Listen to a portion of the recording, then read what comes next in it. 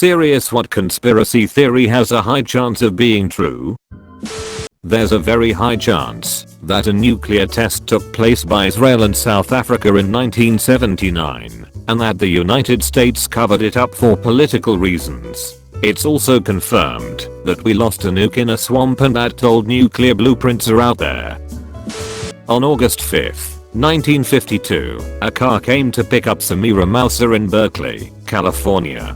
The driver opened the door for the world-renowned scientist, who was the first ever female Egyptian nuclear scientist. The 35-year-old was the first woman to earn a doctorate in atomic radiation and the first woman to hold a teaching post at Cairo University thanks to her groundbreaking PhD in atomic radiation in the 1940s. Moussa sat in the backseat as they left the city and headed along the California coast. She had completed her research and was preparing to return to Egypt, but she had received an invitation for a dinner. Driving along the curved cliffs of the Pacific coast, the car suddenly swerved and plummeted 40 feet over the edge, killing her immediately. The driver jumped from the car just before the fall and later disappeared, and the invitation she received to California turned out to be fake. The death of the brilliant young physicist is shrouded in mystery.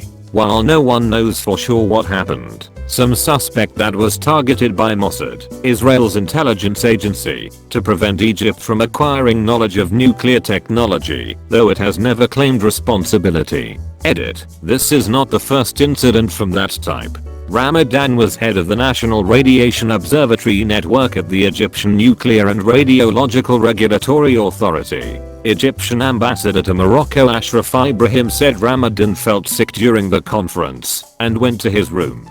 Shortly after arriving to his room in a hotel in the tourist area of Agdal, Ramadan felt a severe health disorder and called room service to ask for medical assistance. However, he died upon arriving to a private clinic. The public prosecutor in the Moroccan city of Marrakech ordered the autopsy of the body to know the real reasons leading to his death. The Egyptian ambassador to Morocco explained that the embassy is following up with the Moroccan authorities since the death of Ramadan and will pursue procedures to return his body home.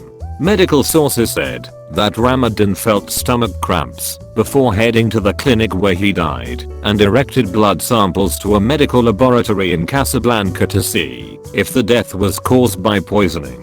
The Egyptian expert had previously participated in official meetings with Arab environment ministers in 2014 and was tasked, along with other experts, in 2015 to study the potential effects of the nuclear reactors Bushehr in Iran and Dimona in Israel. The autopsy said that Ramadan died of a heart stroke. However, many observers the probability that the Egyptian scientist has been assassinated by the Israeli Mossad is very strong. In 2018, a new book written by Israeli investigative journalist Ronen Bergman titled "Rise and Kill First: The Secret History of Israel's Targeted Assassinations" was released. In the book, he referred to the Israeli assassination apparatus as the most robust streamlined assassination machine in history. In fact, nuclear scientists, in particular, are a real threat to Israel. For a country that is currently in a state of "nuclear ambiguity", that is, its possible possession of nuclear weapons has yet not been made clear, it would be dangerous to have an Arab neighbor with the same kind of weaponry. Wow. That is so obviously an assassination. Amelia Earhart didn't crash. She was shot down by the Japanese because she was taking spy photos for the US government. The timeline and geography makes sense, and other aviators of the time were approached with similar missions. I always thought the whole "her radar messed up and she just vanished somewhere" explanation was odd growing up lol. For anyone else amazed that someone had squeezed a radar onto a plane in the 1930s, they hadn't. The plane was equipped with radio direction finding equipment only. The first airborne radars for military use appeared in 1940.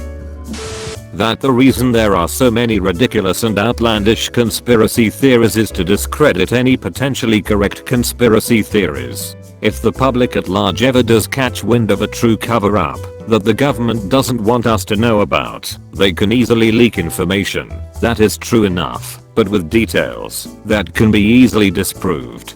That way we will discredit the truth because of the attached lie. If the Illuminati exist, it most likely to be very rich people who are not widely known. So no celebrities or politicians. Faceless power with no consequences for the members. This guy's gonna get suicided. Rip Unkindler Terror. There is a very real possibility that modern art is just a massive money laundering scheme for rich people. No, that's a fact. It's very easy to commission a well-known artist to paint you some shit for like $150,000. Then get several of your art appraiser friends to agree that it's a masterpiece and worth $25 million. Donate it to a museum because you are so kind and enjoy a $25 million tax write-off. Even better, just set up a loan agreement between you and the museum.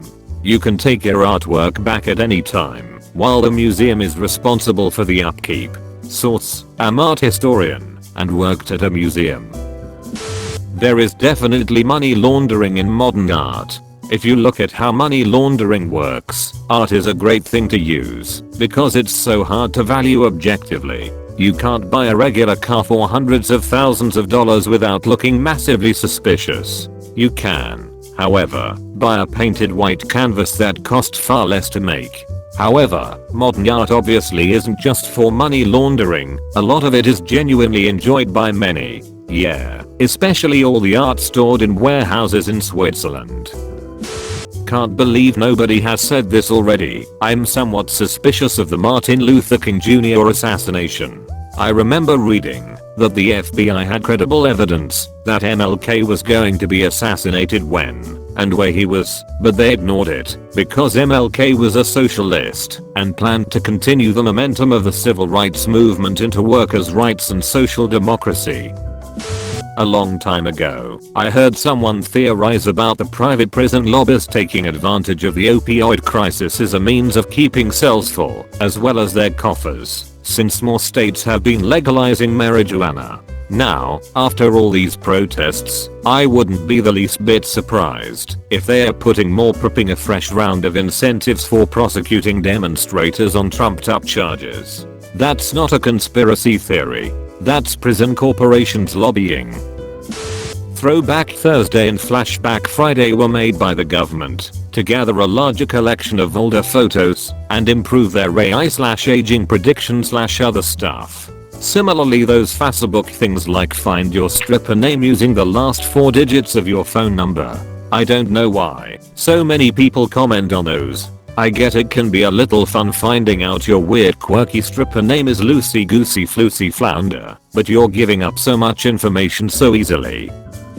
Since everyone in this thread apparently only knows the Epstein theory, I think the money laundering mattress firm theory is legitimate. I mean, why are there so many mattress firms and they are continuously empty? Something isn't adding up.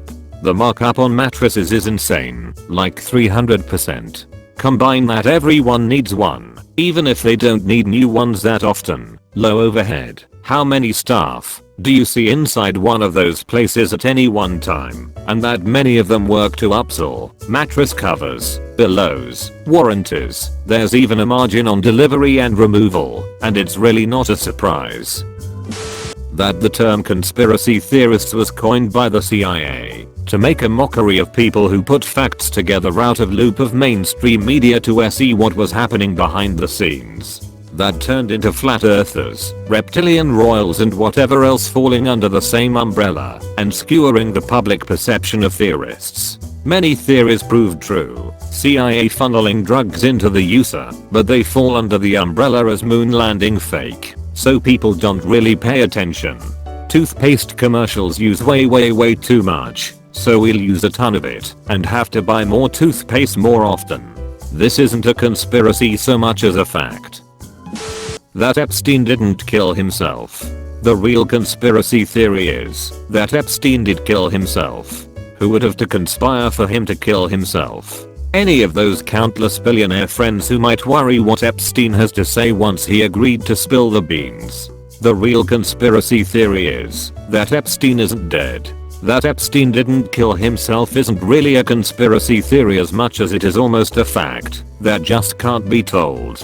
I think the real conspiracy theory could be that he was never killed and instead lives in secrecy somewhere. However, TBH, that's pretty debunkable because his brother saw his body. Trump didn't actually want to be president and was surprised that he won. If you watch his facial expression when the election results were announced, it's written all over his face. He never wanted to actually have to do this. That the CIA brought cocaine and crack into the US by the Contras. The US was flopping its stick all over the Nicaraguan government during the Nicaraguan Civil War. Basically, the CIA created the crack epidemic on purpose. This isn't a conspiracy. There is primary source information proving it's true.